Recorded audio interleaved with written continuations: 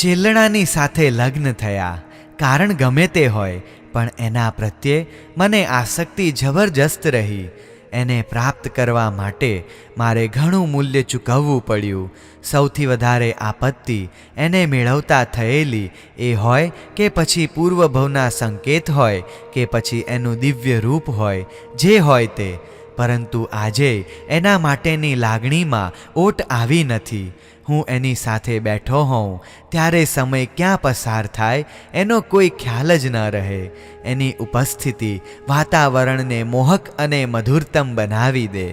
ગમે તેવું અસુખ એના દર્શન માત્રથી સુખમાં પલટાઈ જતું. એની સાથેનો મારો સમય માત્ર ભોગવિલાસમાં જ પસાર થતો એવું ન હતું. સ્ત્રી પુરુષને માત્ર રમાડી જ જાણે છે એ વાત ચેલણાએ ખોટી પાડી. એ મારા આનંદ કરતાં કલ્યાણની કામના વધારે કરતી. મારા હર્ષ કરતાં મારા હિતની વાત વિશેષ વિચારતી. પરિણામે એની સાથેની કેટલી રાતો ચર્ચામાં પસાર થતી. એ હતી નિર્ગ્રંથ શ્રમણોની અનન્ય ઉપાસિકા અને હું હતો ભોગવિલાસનો રસિકજન.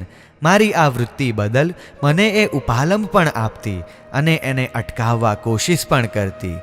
સ્થૂળ રાગની નિરર્થકતા પ્રસ્થાપિત કરવાની તક એ ક્યારેય ન ચૂકતી. તીક્ષ્ણ તર્કની ધારથી છોલાયેલી દલીલ મારા દિલો દિમાગને ઝંકૃત કરી જતી. પણ ભોગવિલાસને છોડવાનું મારું ગજું ન હતું. આનંદ પ્રમોદના સાધનોમાં મને ગળાડૂબ જોઈને એ કહેતી, આવા જીવનથી શું મળવાનું? માણસ દરેક ક્રિયામાં આનંદ શોધતો હોય છે. તું જ કહે છે આ બધું પુણ્યથી પ્રાપ્ત થાય છે, તો શા માટે ન ભોગવવું? પુણ્યથી પ્રાપ્ત થાય છે એ વાત સાચી, પણ ભોગવવાથી પુણ્ય પ્રાપ્ત થાય એવું કોણે કહ્યું? એમ તો શમશેર પણ પુણ્યથી મળે છે, પણ એનો અર્થ તો એ ન જ થાય ને કે પોતાની જાત પર જ એનો ઉપયોગ કરવો. પોતાના પુણ્યથી મળેલી શમશેર પોતાનો પણ નાશ કરી શકે છે. એમ ભોગવિલાસ પણ માણસને માણસ રહેવા નથી દેતો. ભોગવિલાસ માણસને પશુ બનાવે છે. તું મને ગમે છે એટલા માત્રથી હું તારી વાતનો સ્વીકાર તો ન જ કરી શકું. તારા ભગવાનની વાતો મારા મગજમાં ઉતરતી જ નથી. આટલો બધો તપ કરીને પોતાની જાત પર બળાત્કાર કરવાની શી જરૂર? અને મને તો આ બધું સારું કે સાચું લાગતું જ નથી. ચેલણાને એ સમયે મેં કેવા વચનો સંભળાવેલા. જવાબમાં ચેલણાએ કહેલું, વીર વર્ધમાન કુંવરની વાત તમને ન ગમે એનો અર્થ એ નથી કે એમની વાત ખોટી છે. સાચી વાત તો એ છે કે તમે સત્યને સમજી શકતા નથી. એ કંઈ પણ તપ કરતા હોય એ કોઈને બતાવવા માટે કરતા નથી કે પોતાની મહત્તા પુરવાર કરવા પણ કરતા નથી. આટલો તપ કરવા છતાં એમના ચિત્તમાં કે ચહેરા પર ક્યારેય ગ્લાનિ જોઈ? એમના તપ, સંયમ અને સંવરભાવ સાર્થક છે. એમાં એમને જરા પણ અવિશ્વાસ નથી. આવી વાતો કરીને ઘણી બધી વાતો તરફ અંગુલી નિર્દેશ એણે કરેલો, પણ મારે ક્યાં એ સમજવું જ હતું. મને વર્ધમાન કુમારની વાતો ન ગમતી અને એ વર્ધમાન કુમારની પૂરી હિમાયતી. પણ તે દિવસની ઘટનાએ મારા જીવનની દિશા બદલી નાખી. મને સમજાઈ ગયું કે મારો માર્ગ ગલત છે. સાચો માર્ગ પ્રભુ વીરનો છે. ઘટના પણ કેવી બની. હું ક્યારેક શિકાર માટે અરણ્યમાં જતો. એ વખતની મારી મલિન વૃત્તિ ઉપર આજે તિરસ્કાર છૂટે છે. જેને આપણે જીવન આપી શકતા નથી એનું જીવન લેવાનો આપણને શો અધિકાર છે? પણ એ સમયે વધારે જીવોને મારવામાં મને ગૌરવ જણાતું. કોઈને પણ સાથે લીધા સિવાય, કોઈને કહ્યા સિવાય એ દિવસે હું એકલો જ અરણ્યમાં નીકળી પડેલો. મારી નજર બાજ નજર ચારે તરફ શિકારને શોધવા ફરી રહી, પણ એ દિવસે કોઈ જાનવર નજરે ચડતું ન હતું. જેમ જેમ સમય પસાર થતો તેમ તેમ અસફળતાના કારણે મારું ચિત્ત ઉદ્વેગ અનુભવતું. શ્રમ, થાક અને કંટાળાના કારણે શરીર વધુ શ્રમિત જણાતું હતું. અરણ્યમાં એકેય માણસ દેખાયો નહીં. મધ્યાહનનો સમય હતો. ભૂખ અને તરસના કારણે મારું માનસિક સંતુલન ખોરવાતું હોય એવું મને લાગ્યું. પણ બીજી બાજુ નિષ્ફળતા સ્વીકારવાનું મને ગમતું નહોતું. શિકાર કર્યા સિવાય પાછા ફરવાની મારી ઈચ્છા પણ નથી. હું આમ તેમ આટા મારતો. એક જ આશા હતી કે હમણાં કોઈ પ્રાણી દેખાશે અને દેખાશે કે તરત જ વિંધાશે. તીક્ષ્ણ બાણ વિશાળ ધનુષ્ય પર ચઢાવેલું તૈયાર જ હતું. ત્યાં તો દૂર દૂર એક હરણ દેખાયું. એના પર નજર પડતા જ મારા અંતરમાં આનંદનો ઉભરો આવ્યો. શરીરમાં સ્ફૂર્તિ આવી. બાણ છોડ્યું, સનન કરતું છૂટ્યું અને હરણને વીંધી નાખ્યું. હરણ વિંધાયું છે એ જાણીને મારું હૃદય આનંદથી ઉભરાઈ ગયું. હું મૃત હરણ પાસે પહોંચ્યો. ત્યાં જોઈને જોયું તો મારા આનંદની અવધિ ન રહી. એક જ બાણે 2 જીવનો શિકાર કર્યો. મારા હર્ષના કારણે ભૂખ, તરસ અને થાક ક્યાંય ગાયબ થઈ ગયા. એ હરિણી હતી, વિયાવાની તૈયારીમાં હતી. મારા એક જ બાણે 2 જીવોનો શિકાર કરી દીધો. આનંદ સાથે હું ત્યાંથી ઘર તરફ રવાના થયો. માર્ગમાં એક મહાત્મા ઝાડની છાયામાં બેઠેલા અલખના ધ્યાનમાં મસ્ત હતા. એમની કાયા કંચન જેવી હતી. રૂપ કોઈ રાજકુમારનું હોય એવું હતું. ઉંમર તો હશે કોઈ 20-22 વર્ષની. મુનિઓ તો ઘણા જોયા, પણ એમના જેવું ચુંબકીય ખેંચાણ મેં આજ સુધી અનુભવ્યું જ નહોતું. હું એમની પાસે જઈને બેઠો. એમણે આંખો ખોલી. મેં પ્રણામ કર્યા. મારાથી પૂછાઈ ગયું, આવી સુંદર મજાની કાયા પરમેશ્વરે તમને આપી છે તો એનો આવો દુરુપયોગ શા માટે કરો છો?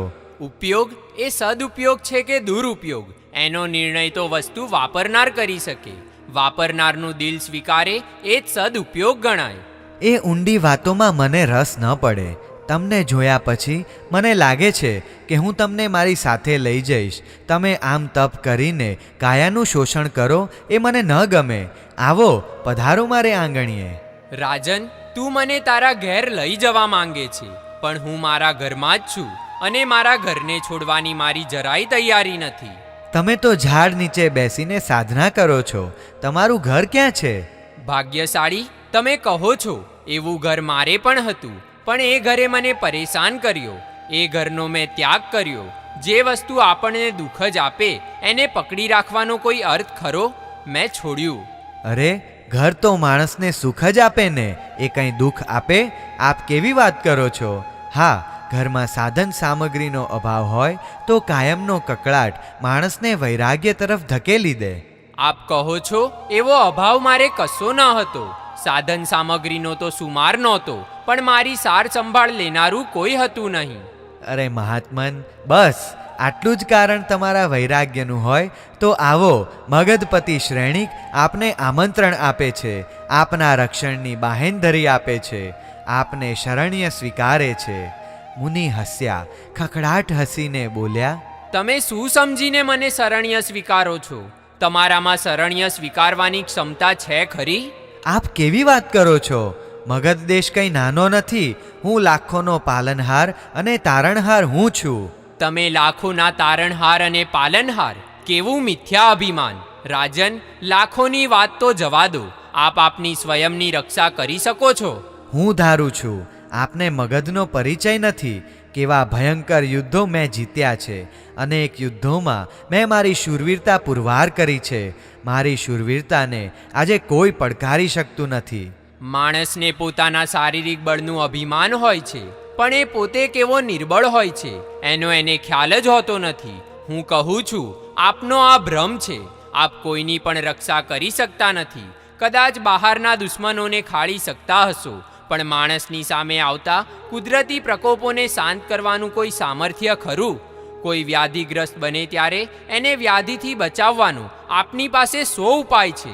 શું જરા, જન્મ અને મરણથી આપ મુક્ત છો? એમાંથી અન્યને મુક્ત કરી શકશો? માણસ ઉપર કોઈ અન્યનું આક્રમણ આવતું હોય તો એનાથી રક્ષા કરી શકાય, પણ કુદરતી પ્રકોપની સામે એનો કદાચ ઉપચાર શક્ય છે. રક્ષણ તો કેવી રીતે શક્ય બને? બસ મારા સંયમના સ્વીકારનું આ જ કારણ છે. મને અનાથતાનો બોધ થયો. મને જેણે સનાથ બનાવ્યો એનો મેં સાથ સ્વીકાર્યો, અને મેં જેવો એનો સાથ સ્વીકાર્યો કે તરત જ મને ફળ પણ મળી ગયું. બોલો, તમે મને તાત્કાલિક ફળ આપી શકશો? મહાત્મન, આપની વાત સમજાતી નથી. આપ આપની વાતને થોડી સ્પષ્ટ કરો. હું કૌશાંબી નગરીનો રાજકુમાર હતો. મારે માતા પિતા પત્ની પરિવાર બધા હતા. એક નહીં 8 પત્નીઓ હતી. મારા પિતાનો હું એક જ દીકરો હતો. માતા પિતાનો અઢળક પ્યાર મને મળ્યો હતો. મારે પાણી જોઈએ ત્યારે દૂધ હાજર થઈ જતું. પત્નીઓ પણ મારી સેવા કરવામાં ગૌરવ અનુભવતી. મારા માટે દુઃખનું કોઈ કારણ ન હતું. મારા આનંદ માટે એ લોકો કંઈ પણ કરવા તત્પર રહેતા. છતાં એ દિવસે મને મારા માતા પિતાની અસહાયતાનું દર્શન થતાં એ બધું છોડવાની અને પરમના શરણે જવાની ફરજ પડી. તે દિવસે મને મસ્તકમાં અસહ્ય વેદના થયેલી. કંઈ ગમે નહીં. ખાવા પીવાનું ન ગમે. કોઈ વાત કરે તો પણ માથામાં જાણે સણકા વાગે. બેસી પણ ન શકાય અને સૂઈ પણ ન શકાય. મારી પત્નીઓ સાચા મોતીને પીસીને લાવી અને મારા મસ્તક પર એનો લેપ કરવા લાગી. છતાં કોઈ જ રાહત ન થઈ. કૌશાંબીના રાજવૈદ્યોને બોલાવ્યા. એમણે ઉપચાર કર્યા, પણ મારી વેદના એવી હઠીલી હતી કે જવાનું નામ જ ન લે. વૈદ્યો અને હકીમો, માંત્રિકો અને તાંત્રિકો, સંતો અને ફકીરો આવ્યા. બધા પોતપોતાના ઉપાયો અજમાવે છે, પણ એકેય ઉપાય કારગત નીવડ્યો નહીં.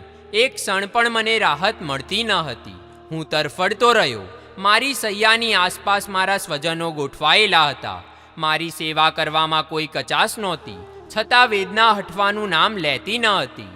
થોડી વાર બેસું, સૂઈ જાઉં, ક્યારેક ચાલવા લાગું. એ અસહ્ય પીડા યાદ આવે છે તો ચિત્ત વેદનાથી ભરાઈ જાય છે. મા વિચારે છે કે મારા બાળને શું કરું.